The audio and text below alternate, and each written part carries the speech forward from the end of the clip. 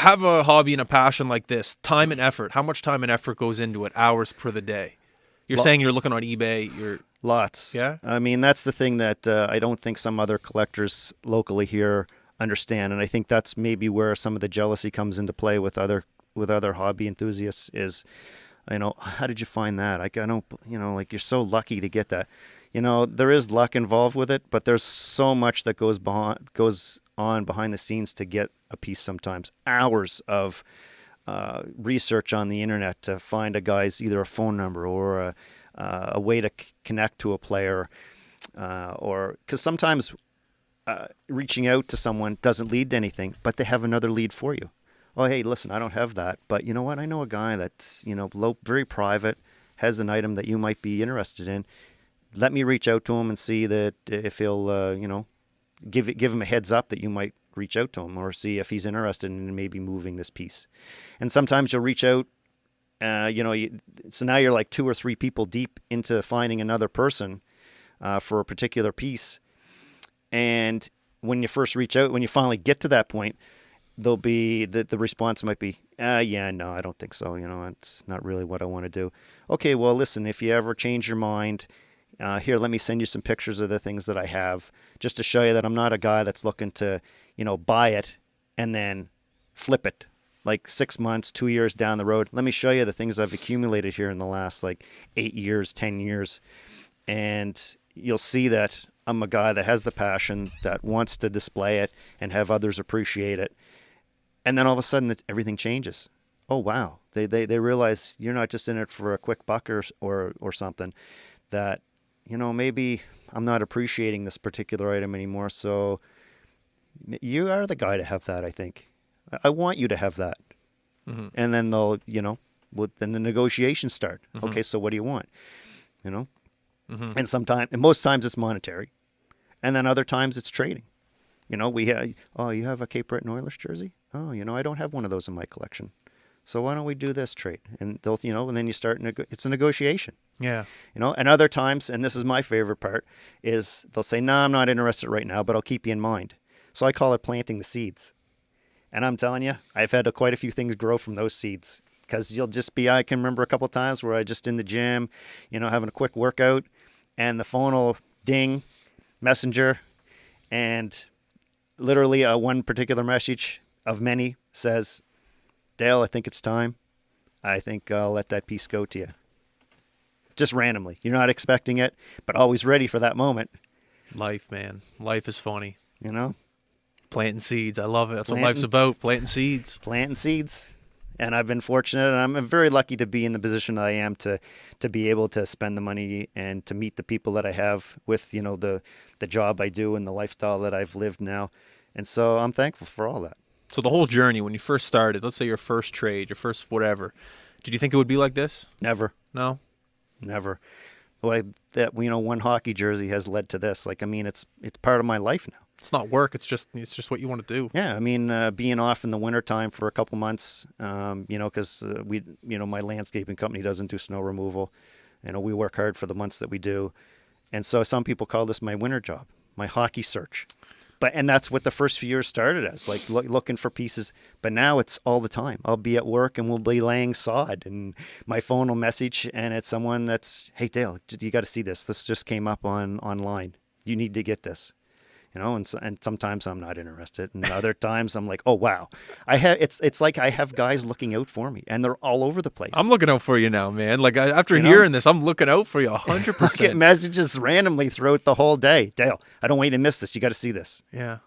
And it's great. It's great that others are, have an eye open for you. It's funny how passion relays to other people. That's how I feel about this podcast. The passion oozes through the microphones. People hear it, and people look out for me in certain ways. And I feel that's the exact same thing for you. If you're passionate, you have a good attitude towards the things that you're doing, and you don't have greed behind them, people are going to look out for you 100%, especially in Nova Scotia.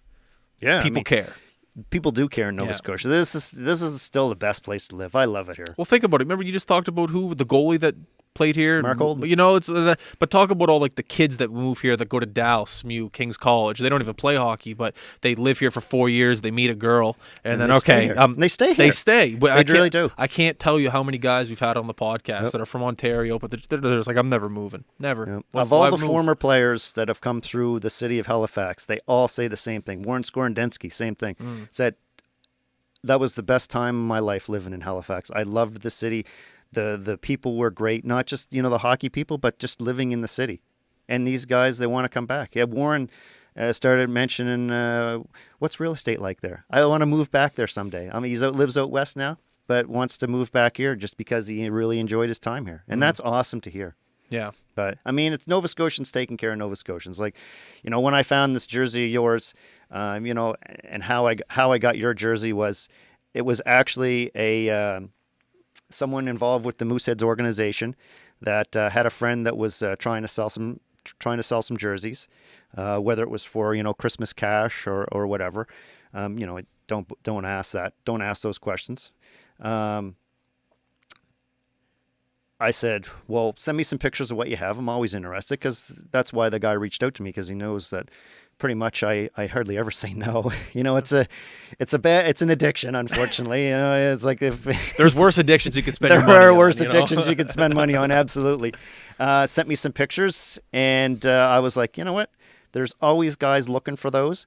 Whether I keep those ones forever, hard to say. But people are always asking me for particular Mooseheads fans, that is, are always reaching out for, hey, do you have any Battle of Nova Scotia? Do you have any Pink in the Rink jerseys? Do you have Military Night D&D jerseys, right? They love those specialty ones because they're flashy. Yeah, exactly. And they're just so unique. Like, they're just... Yeah, I mean, your particular jersey has been probably one of the most popular ones because it's basically the flag of Nova Scotia thrown on a jersey with the Mooseheads logos on the shoulders. Yeah. And as soon as I seen the nice ones that they were, I did take them. And of course, with you, I just thought, there's no way this guy's not going to want this jersey. No way. So immediately reached out to you. Well, once the Christmas, you're busy. It's Christmas time. Everybody's busy. So, it took me a few days to get in touch with you. But once I did, same thing. Like, the excitement for you was obvious. Yeah. You can feel excitement. People say there's no emotions tagged to a message sometimes. Oh. But sometimes there is. There really is. You can tell. You don't have to put an emoji to feel someone's emotions. I'll get a sale for advertising on this podcast, and I won't get as excited as for what that message you sent me. like I'll make X amount of dollars. I'll be pumped, but then you send me this. I'm like, there's That's awesome. awesome. What do they say? Like, there's things you can't put a price on. Like, it's just one of those things. But those things only come across 5, 10 times in your life. I'm starting to learn that as you get older. There's physical objects that have sentimental value to you because you want to remember those times when you're younger, when you were youthful, and that's exactly what this jersey is, and it's going to be with me for the rest of my life now. Great. I'm glad that I could reunite you with it. I really am. Oh, I can't wait to show everyone. This is my Hall of Fame. I'll just show. That's this awesome, off. man. Yeah, that's awesome. Yeah, thank you. I wanted to talk about cards and sticks. Do you have a good card collection? Because I saw jerseys, sticks, like helmets, but I didn't see any cards. So I was wondering about that. Cards actually was my first love when I was a kid. I can remember back, this would put it in probably early 80s. Always loved hockey cards. Collected cards, Wayne Gretzky rookie cards, all those. I remember pitching cards pitch cards up against a wall, and there was always a couple games you could play for pitching cards up against a wall. Sorry, what does that mean, pitch cards? You'd hold the card between two fingers, like your index finger and your middle finger, and you'd throw it up against a wall, and whoever got closer to the wall would win the cards. Oh, like quarters, like Michael Jordan in the thing. Yeah. Exactly. It's a perfect analogy. Yeah. Right? And then there'd be another game where you'd throw them, and if you landed another card on top of the card, then you won all the cards. Right? And sometimes that would go pretty deep. You get like 50 cards going out there, right? And then like, oh, come on, you do it on the grass. And of course, if the grass blade was holding the card up from touching, oh no, that's not good. That's not you don't win yet. And so sometimes you'd collect major collections like that. And that's why cards now from the older days are worth so much, because people would pitch them up against the walls, and so the corners would get bent, or they put those cards in a, up against their the spokes of their bicycle, and then the things beat to death, fold it in half or whatever. And so that's what's made the hobby what the card collecting business is today too. It's huge now. Huge. It's got since COVID, it's had a revitalization. It really has. But I sold all my cards off back in 2000. Just kind of got out of, bought a house, my first home back in 2000, and the cards had lost their luster for me. So I sold the whole collection to a collector, and maybe kept a handful of cards that might have meant a little more sentimental value to me. But yeah, just kind of walked away from the hockey card business, and it's interesting. It never really picked back up for me either. It's interesting how you say it's like two businesses. It's like the hockey card is its own business in itself, separate from the memorabilia. $1 billion business. $1 billion business. The card. We're not even hockey, just football. Like Pokemon. Those Pokemon cards are huge now. Yep. They're massive, millions of dollars. And the guys that collect cards, same thing. They have the passion for it. Yeah. The big thing now is grading cards. Sending a card and, getting it graded. If it's graded a 10, oh, baby, we got some big money here. Yeah. Like a Wayne Gretzky graded the highest graded card. I don't even know if there is a perfect 10. There might be 2 perfect 10s, I think, out there in existence. And it went for over $1 million. What makes a 10 a 10? Perfect centering, perfect corners, no bubble gum stuck to it, like residue, no wax from the pack stuck on the back of it. Interesting. No blurry, not a double stamp kind of thing. Like sometimes the factory prints out a line. A lot of factors involved in that. Like Gretzky cards, graded typically, I believe. Like sometimes guys think they got a perfect one, they send it in, they only get like a 7.5. Right? I'd like to have one of those guys that grades the cards on the podcast. That'd be a cool interview. Yeah, it would be an interesting job to see. Why do you get to pick if it's a 10 or a? Yeah, I don't know what the specifications to be. Where do you go to school? Yeah, to do that. I don't know. Yeah. If I'm not mistaken, there are guys in the metro area that are certified for this area to do it for companies. Yeah. If anyone's listening and knows one of those guys, let me know. That'd be a really cool podcast. I'd love to do that. Sticks. I have sticks. Yeah. Some Voyager sticks, some Moosehead sticks, Halifax Citadel sticks, Nova Scotia Oilers. Again, Nova Scotia quality players, teams. Back in the day, did they stamp the names on the stick? They did, yeah. They did? I have, I think my oldest stick is, a Pierre Mondu. Oh, no, sorry, I'm mistaken. My oldest stick is a Michel Deguise goalie stick for a goalie for the Voyagers from, I want to say it's the 72 season, because there's actually a date stamped on it. I think, it actually says his name's stamped on the top part of the shaft of the stick. And just down from that, a few inches is, I think it says March 1972. No way. Which is kind of cool, because then you can date a stick a lot more than, you know. I have Jaguar sticks that are dated like 1996 or 1997, which helps you identify the year too, because, like Ron Tugnut, I have a Ron Tugnut stick from when he played with the Citadels, and it has a piece of white hockey tape stuck to the shaft. And it says, "This is Ron Tugnut's stick. I obtained it at a Halifax Citadels practice at the Dell rink back in February, whatever, there's a date, specific day, 1989. And you're like, wow, crazy. There you go. That's cool. And his name's stamped on the blade on the shaft of the stick. That is insane. And the tape, white tape, so it's got. It's probably yellow now. Oh yeah, yeah, for sure, yellow. When you get into the white tape sticks, they're all, they got the yellow discoloration to them and that. But that's character. Is there any crazy knobs that are memorable? Yeah, some of them have. Some goalies hardly have any tape on the end, and then I think I have a Scott Gordon, ex-Citadels goalie. And man, I think he used the whole roll on the end of the butt end. Like, I don't know how that would be comfortable. As a goalie, I know what I liked.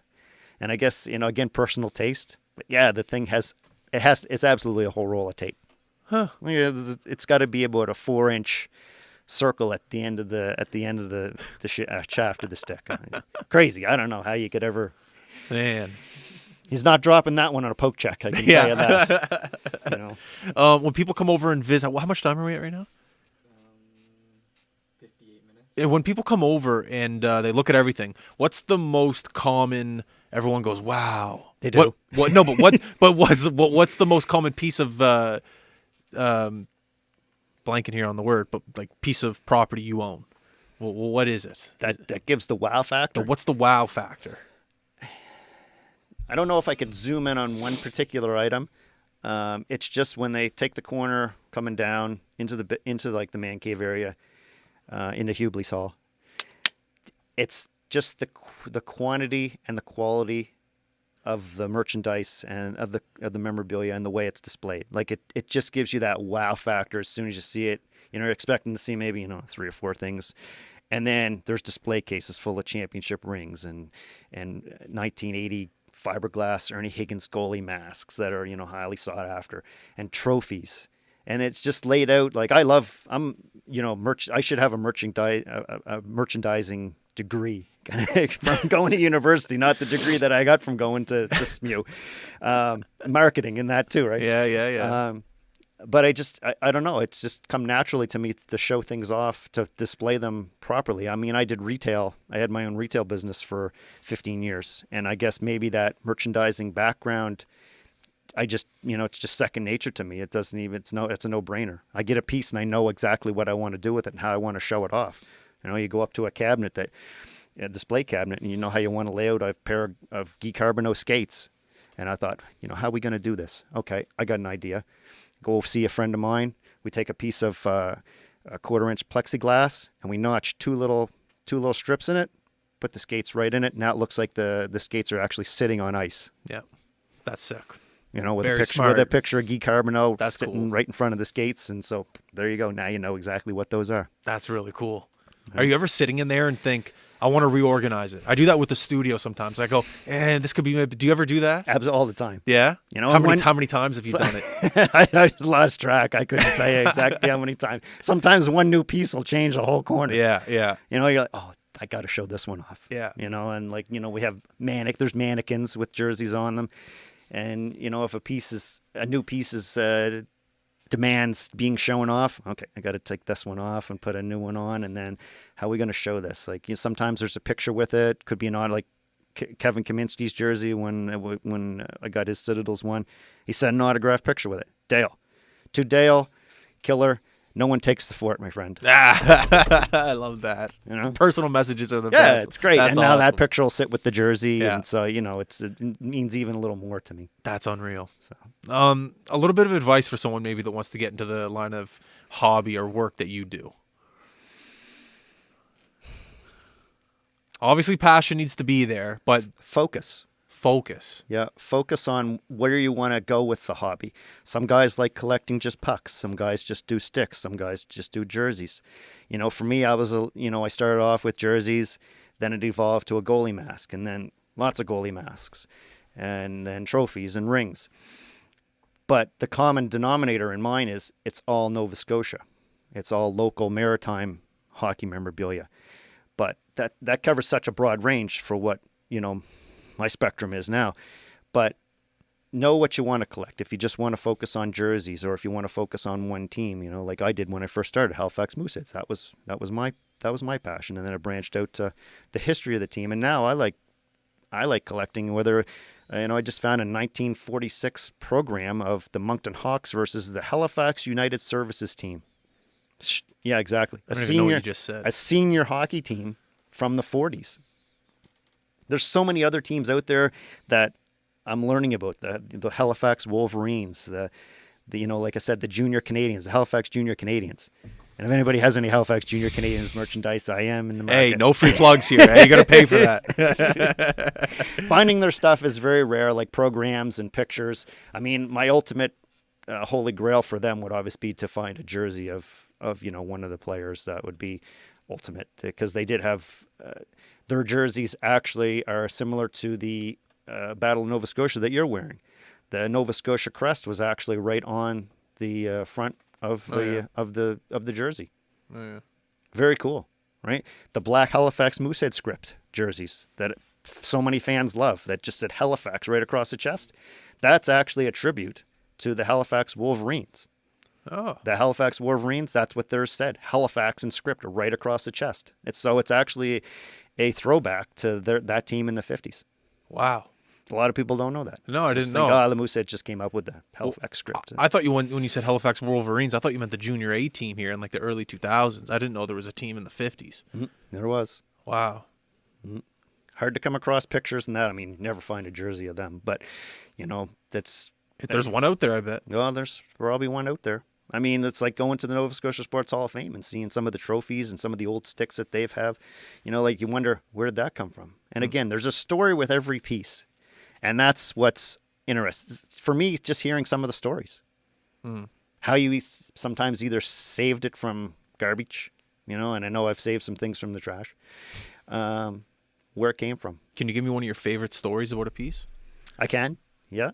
Recently, this summer, reached out to a gentleman that I had found online that had a Nova Scotia Voyageurs jersey.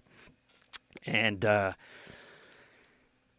he said his brother worked at a bar in Halifax that the team would frequent after the games. Sometimes players blow off some steam, go for a couple of drinks. I mean, these were men, right? Because they're AHL players. So AHL back then was, from 20 to no limit. 40. Yeah. Right, exactly. So Pat Hughes and, what was the other guy's name that came in? Two players. Anyway, two players came in, and they were Rod Shutt. That was the other player. Rod Shutt and Pat Hughes would come into the bar, and this guy's brother was a bouncer. Or not a bouncer. I'm ruining the story here now. Oh, it's all right. I'm in it. I'm in it. Yeah. He worked at the bar. Okay. And he wanted to get his brother a jersey, a jersey of the Nova Scotia Voyageurs. Who better to ask? Two players, right? So he's waiting on these guys, and he asks them, hey, can you guys get me a jersey? They said, probably, but it's gonna cost you something, and we don't want money. We want, where you from? Oh, so sure. How about a couple of bottles of rum? He said, all right, we'll do this deal. Next time you guys are in after a game, I'll be ready for you. So players come back. I don't know how many games later, who knows. And but he's got a couple bottles of 151 boat rum for them. Oh, baby. Oh, yeah. Oh, baby. I can just see those guys now. They were probably so hot and horny to give that jersey back over to the guy working there and be like, yeah, where's our rum? Yeah. So they each got a bottle of 151 boat rum, and Buddy got the jersey and gave it to his brother, and it's been in his hands. It was in his hands from 1976 all the way until this summer. Wow. And when I reached out to the guy, he said, Dale, I know who you are. I've seen you on, the ATV a few times. And I think that you're the kind of guy that deserves to own this jersey now. It's just sitting in my basement in a box. And I could tell because you could, when we went for the transaction, it just had that like musty basement smell to it. Love it. As soon as he gave this to me, I smelled it. I did. The nostalgia, the smell. It's like you just smell it. Yep. And so, he said, I gave him a price and I said, let me know your thoughts. Because you never know what a guy's going to come back with, like, oh, that's an insult, or, no, I think I'd rather hang on to it. And then that happens. And he said, well, Dale, my thoughts are that this will probably be in Hubley's Hall before the end of the week. And so we got together a few days later, and he was so happy to have the jersey in good hands. And I was really happy to get it. And again, it's a focal point in my collection. It was a great jersey to pick up. It was actually a 1973-74 Jim Shaw goalie jersey. And Jim actually that year was a second-team All-Star, team MVP for the Voyageurs, and won the Hap Holmes Trophy for best goaltending in the league with who do you win that with? Dave Ellenbass. Wow. That was a great piece to pick up. Do those jerseys back in the day have the strap on the back or no? I'm thinking now. It must have, because the 71-72 Voyageurs do. Not much of it. They used to call it a garter strap. It's not the fight straps that we know nowadays. So what does it look like? Is it just a little thin strap with with a metal hook right on the end that must have hooked on like the hook? No snap? Nope. The hook. You feel the hook would come off like that. A little button that would hook on like a button. Oh yeah. Yeah, not like the ones nowadadays. Oh, the ones nowadays they're not even coming off. and things even in that it's evolved over the years. Like I have a lot of the mid '80s jerseys. Like a perfect example, the Nike jerseys that the Nova Scotia Oilers wore.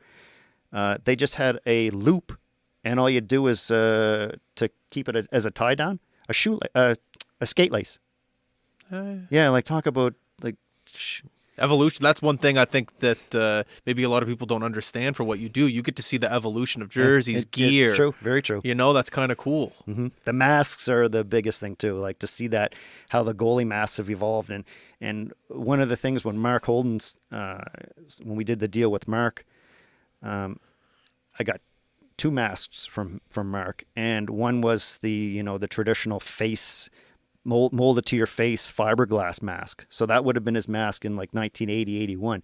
But the following year is really where masks have come today. What year, sorry? In 1981, 82, his mask was a Lefebvre mask. That was the manufacturer, and I might not have said it right. But it's kind of what the masks are today. The fiberglass, but with the cage over the eye, like over the front part of your face. Yeah. And it's so primitive, it's kind of funny to see because it's like hand welded. They're not like your cookie cutter mass produced from a factory now. That's where it started. Like you can see the spot welds holding the metal cage for the face, for the eyes and the face together. Wow. And it's evolved to what we know today for manufacturers like Bauer and CCM. It'll be interesting to see the next 20 years if you're still in this game, to see the gear, how its evolution or just came about from today. Goalie pads, Jaguar's goalie pads that I have compared to, Gravel's goalie pads of now, like the weight. Like you could so heavy back in the day, like Jaguar's 32-inch or 34-inch pads, with the knee ribs in them and stuff like that. Coho, Louisville, that was close. Yeah, and then Gravel's new like CCMs. Super light. Like you could take that pad and just throw it so far. Compared to the old, man, it's the way, even the straps, the evolution of the straps, where the placement is. And, it really is cool to see. Yeah, definitely. To compare, I have 4 or 5 sets of pads, and to go from like 96 to 2021, huge difference. Oh yeah, big time. The height, the thickness, the weight. I always thought the evolution of the visor was different. I was back in the day where we had to wear the bubble. I think the worst. I hated the bubble. And what they wear now is great. They got the Bauer, who looks great, a little thinner, and the steam goes up through. But the bubble would stop it here, and then it would steam up a little bit. It was the worst. Always wiping it off with the towel. So you get back to the bench. Always wiping it off with the towel. And then I remember like the Brandon Reed era. That wasn't even that good either. They had the kind of square nose. That wasn't the best either. But I think they have it perfect right now with how the visors look. They're even clean. Jerseys, the new CCM quick lights. Yeah, so much lighter, like designed in the shoulder area for players. Like you compare a 1980s jersey to a 2020 Mooseheads jersey, like just night and day. Yeah, not just the weight, but the breathability, the way they're molded to the player's shoulders.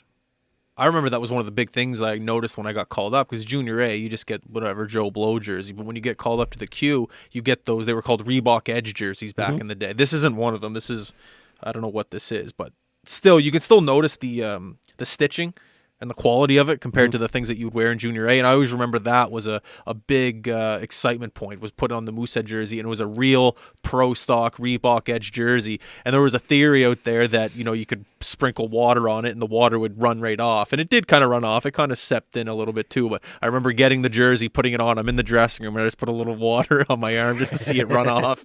And I always remember that was kind of a cool thing, because everything just fits so nice and clean. And the pro stock gear for hockey is so much better than the stuff they sell at like Sport Check or Cleves. It's cool to see. It's really neat to compare the old with the new. Just the evolution, like you said, of how far things have come and where they're probably going even. Yeah, exactly. Is the goalie masks of today what we're going to see 10 years from now, 20 years from now? Like I compare I have a Mark Yetman mask when he was on the Mooseheads, and it's an iTech, and the size of it compared to a CCM Gravel, night and day. The Gravel is so sleek, it looks so narrow. It's almost like half the width of this Mark Yetman, and I don't think Mark had that big a head. It's just the design of the mask. iTech, it wasn't. I remember those iTech helmets. Yeah, they were chunky. They were chunky. They eventually evolved into the. I don't know if Bauer bought them or if they just evolved into or if Bauer just kind of became the manufacturer supplier for the Q there for a few years. but they just were more streamlined once they were Bauers. Yeah, The maybe fitment just even looked better on them, and the safety factor too. It looked like. Yeah, well, you look at some of these hockey guys now and the gear and how not smaller they look, but it just makes so much more sense the way they look now compared to the way they looked back in the day. Shin pads, shoulder pads, elbow pads, gloves, helmets, skates. It's unbelievable how, like, you're watching the juniors yesterday and you see Bedard go up the ice, and yeah, he looks good. He's putting the puck in the back of the net 4 times, but he looks good doing it. His gear fits well. His jerseys fit to him. I love gear and all that stuff. I've always been a little bit of a gear nerd. It's really cool to see how one day I think it's just going to be a one full piece suit. Just chuck it on. You slip into it, you zip it up sideways. If you saw and one of these 1971-72 Voyagers jerseys, you'd probably wear it as a T-shirt. Yeah. Just because they're that small. Yeah. Now, like back then. I wanted to get that the thing. It's probably made of like cotton. Just keep it on him. Yeah. But yeah, I know exactly what you mean. Yeah. They weren't designed for big gear, put it that way. I mean, the gear back then was, elbow pads and shoulder gear was just a little padding. Oh, my dad played junior. He played in Gatineau for a bit, and I looked at his gear from back when he played in the day. It's just cotton. It's just it's cotton with a little bit of, like, it looks like what like a milk carton looks like, but the plastic milk carton with like a little bit of that type of material. You wondered how it protected them. You really do. Well, you look at the injuries back in the day. You're like, oh, that makes sense. Look at the gear they're wearing. It's nothing. Absolutely nothing. Yeah. Oh yeah. Man, it's crazy. Is there anything else I should be asking right now? I feel like I covered a lot with what you do, your passion, your maybe hopefully plans to go forward with this. I really, really one day want to see a storefront, or not a storefront, but just what do I say? Not a Hall of Fame, the Hockey Hall of Fame. Yeah, kind of. Nova Scotia Hockey Hall of Fame. A place that you can visit at any time, really, to see it during regular hours, kind of thing. I mean, that would be an end goal, absolutely. I mean, I've run out of space. I really have. But, yeah, I mean, my biggest thing is for others to see it and appreciate it. Yeah. It's not to show it off, per se. It's to have others appreciate it. Like I said, I've met so many great people in this business. And, like even, if I have a get-together at my home and people come over, even my wife now is like, you got to go down and see this. Yeah, And she was like, oh, my God, another jersey. Yeah. And, she's on a first-name basis with all the Couriers and the Canada Post guy now, right? And she knows the difference of jersey box and the goalie mask box when they come to the house. And, that's how you've been in the game for a while. Yeah, there's no hiding a new piece anymore. You get home and there's a piece on the island in a box. You're like, oh, damn. You still get an earful from her every now and then? No, you know what? Is she on board? She's on board. Really, when Paul Hongsworth came over to the houses, I think she really appreciated where it's gone after all these years. I think she understands now the level of commitment and passion to the hobby and how others appreciate it. I think she just thought that I was just a collector of old hockey stinky junk, and now sees how others appreciate it and are wowed and talk about it and things like that. Like she's a hairdresser and started showing all her clients the interviews, or they'd come in to get a haircut and say, I saw Dale on TV last night. Man, he's got some stuff. And then I think that's what opened her eyes to it. And so she appreciates it now, too. Yeah. She doesn't go down there to see it too often. Like, she lives there. Like I said, it's her rule, as long as it doesn't come upstairs. Right? That's a fair rule. Bills are paid. Yeah. I have my passion. She has her things. Yeah. Awesome. Mutual agreement on I love that. the space limitations of where it can go. And I respect that. And it's... Well, I hope, like I said, one day I'm walking by and I randomly look to the right and I see your store right there. Hey, man. Look, you're welcome anytime to come over once, these COVID times are over. Obviously, we're in not a great time right now. Just, disappointing that normalcy has left our lifestyles. It's tough. But, normal times will be back. I hope so. For me, maybe when those normal times come back, maybe there's, by then I've reached out to, maybe Nova Scotia Sports Hall of Fame, like wherever, as long as the understanding with wherever I do something is it's mine, for me, I've spent a good chunk of change on this hobby and that, and, whether my daughter is the one that ends up with it, because I only have the one child, but she likes it, she understands it. Whether it's hers and she does whatever she wants with it, then, I think that she understands that it would be in the right hands. That's a thing. You got to make sure she understands the value of it. Hmm. The person you give it to. It's Yeah. it's no offense, but it's bigger than you. That stuff is It is. Atlantic Canadian Mhm. sports history. That's history. It is history. History's bigger than all of us. And like I hated history in high school. Same. My teacher would hear this now. He'd be like, "Yeah, see, I told you, Dale. History's important." It's Right? And until I started collecting all this stuff and then learning about the other, and I'm still learning now. Yeah. Like this 1946 program I picked up. I'm like, Halifax United Services. Who are they? But then I read about them. Yeah. Oh, you know what? The program's dated November 8th, 1946. 30 days later, they folded. yeah, people need to know that 30, 40, 50 years from now. The history of Halifax hockey goes back way further than the Voyageurs, the Halifax Junior Canadians. It's all the 30s and 40s. And I am loving learning about it here. You'll have to send me some websites where you see this history. I'd love to look it up too. Yeah, it's very interesting stuff. It really is. I'm thrilled to learn even more. And that's the thing. You learn more every day. Yeah. Yeah. Wow. I couldn't tell you the name of 3 Halifax Junior Canadian players, 6 months ago. And now I'm peeling off their numbers. Yeah, now you're messaging Oh, them. 14, Yeah, Norm yeah. Guimond. Yeah. Yeah, Bobby Sheehan, number 9. Yeah, he was a good player, scored a lot of goals. Went on to NHL career. Went to Montreal Canadiens, California Golden Seals. Yeah. Mhm. YouTube's great for that stuff too. YouTube It has is. some good videos on there It is. from way back. You'd be surprised how quick. I mean, social media is what it is now. There's so much It's everything. you can learn quickly. It's But at yeah, your fingertips. old clips. I have a guy in Massachusetts. He's digitalizing all video clips of 1980s AHL hockey now. So what, he has it like on VHS and he's transferring it over? Yep. Yeah. And he's like showed me the difference between like the regular footage, which is like so grainy you can barely make out the numbers on a player's jersey, to digitalizing it, and you're like, oh wow, is that a mark on that arm like that? That's a puck mark. Right? Wow.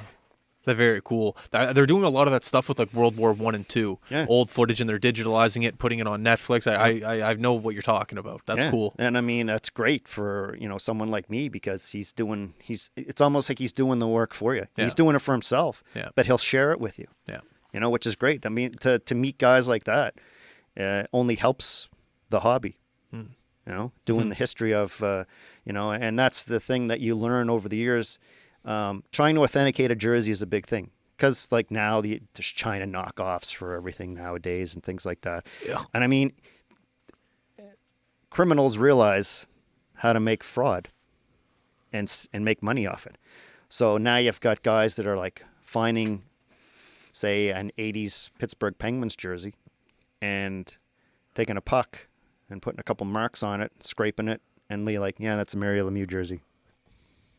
It's kind of smart, but it's a dick move. It's like Absolutely. That's crazy that they think Because of they that. know it, the jersey might sell for like $50,000.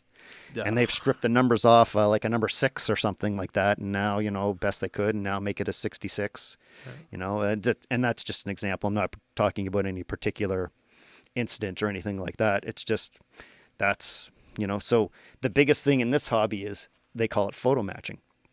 So to find a picture of, let's say Nathan McKinnon here recently, Nathan McKinnon Colorado Avalanche jersey nowadays sells for like $5,000. Really? Any given Colorado Avalanche Nathan McKinnon jersey, Game worn. yeah, a given $5,000. Okay, so you think you get a jersey, and typically you would do, and this is one thing that I would say for fans, or anyone interested in the hobby, is to do your research first to make sure that it is a legitimate, say Nathan McKinnon, Colorado Avalanche jersey, and we could be talking about Brad Marchand or any player, not just the local guys. Connor McDavid, big thing, big money for his jerseys now, right? $20,000 for just the last couple of years, right? But to photo match it, so and now the players wear so many jerseys sometimes, so you're even looking for, perfect example would be McDavid's a captain, so there could be a couple of loose threads on the C.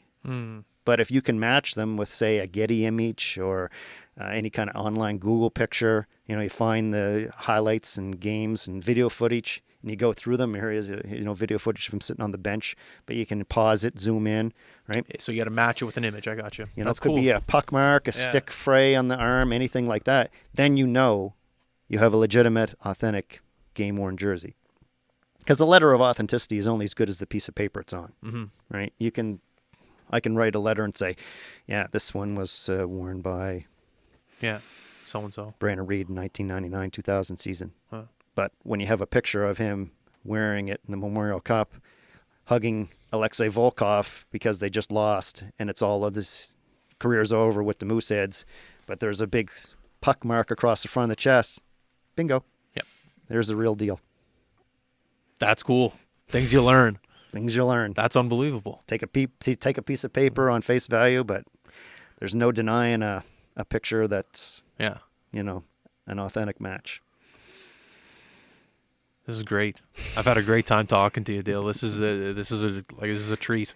I really do appreciate you coming in and talking to us today. Listen, I mean, I look at myself back, 12 years ago when I first got into this and thinking, now I'm the guy that helps people out sometimes like that, like telling them what to look for and the things to do. Yeah. That are just getting into the hobby. Because that's the thing about it. It's when someone first gets in it, the excitement. Hey, I got my first jersey, man. You got to see this game-worn jersey. Yeah. Right? And some people might only have one. Whether how you got it. I only have one. I'm happy. I'm a collector now. What do you want me to do? Yeah. For that one, there'd be like another 20 out there. That's the thing. I'm good with the one, but yeah, I know what you mean. No, but there would be like 20 other ones from that game. Yeah. Right. Yeah. And how many get worn? Like you see Mooseheads fans wear them to the game all the time, especially the night of a Battle of Nova Scotia game on New Year's Eve. Mm-hmm. Fans will particularly wear those. That game must be coming up. Keep going. Yeah, it's postponed now, obviously, because of the COVID. But it would have been, 30th. December 30th or 31st, and the two-game, they call it the Hurley Cup now. The do they? Two-game total goal series. Yeah. But it's still the same kind of. I like the Battle of Nova Scotia better, but the Hurley Cup is, again, history with the Hurley. But it's a game where has meaning to the players. So a lot of those players get up for that game now because it's a rivalry. Definitely, especially if you're from Nova Scotia. Very fortunate to be from here and got to play in it. I saw the clip of you scoring it was cool, your goal in that, because I got to be honest, I looked for pictures of you wearing this jersey, and I couldn't find anything. I found someone's Flickr account, and I went through picture after picture after. That guy had like 50 pictures, and I'm like, he scored a goal. There's got to be a picture of him celebrating. Yeah. Damn, there wasn't. They're all on my Facebook. I think it was Amanda Wicks who tagged me in all those photos. But then I looked one day randomly online 4 years ago. I typed in Battle of Nova Scotia, and it was the game. And this one guy was filming, and my goal was there. But it was just me doing my research. Like, oh, that's me, 27. Yeah, like when I got tagged in your in the High Button Sports post there, I was like, oh man, he's got even has a highlight of the goal. Awesome. And then it was like 3 or 4 pictures of you, one right through the glass by obviously a fan or somebody taking a picture, and I was like, there it is. Yeah. There it is, man. Like, there's no denying that's your jersey, especially since yours has a name bar on it, where a lot of them were screen printed. So mine's kind of unique from everyone else. It is actually very unique that it has a name bar on it because they were all screen printed on. Very cool. Good to know. Yeah. The guy who did this was Ian Cox, who is now the equipment manager for the Ottawa Senators. Sweet. So he's the one who did that back in the day, because I remember because for the Mooseheads, the stitching room is right next to the dressing room, and I just saw him do it, and I was like, all right, cool, that's me. Stories. Nice. All right, Dale, I got to let you go. Thank you very much for coming on the podcast. Thank you. Really appreciate it. You're welcome back anytime. Like I said, I'm sure you still have tons of stories we could talk about, so we'll circle back up a couple months down the road, and we'll get together again and do this. Sounds good. Really appreciate the time. Awesome. Thank you very much, No Justin. worries. Everyone listening, thank you very much for tuning in. Enjoy the day. Happy New Year. I hope you had a great Christmas. Enjoy the World Juniors tonight. Go Canada, play in Germany. I got nothing else to say. We are out. Peace.